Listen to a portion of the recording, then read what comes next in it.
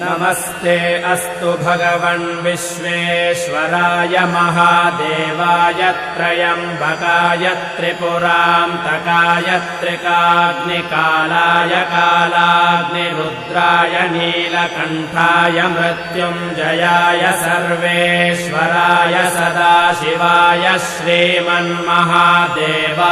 नमः।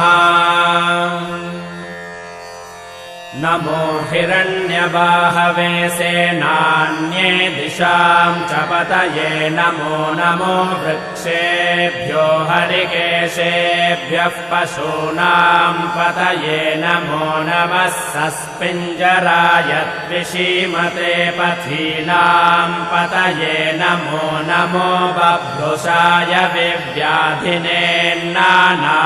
पतये नमो नमो हरिकेशाय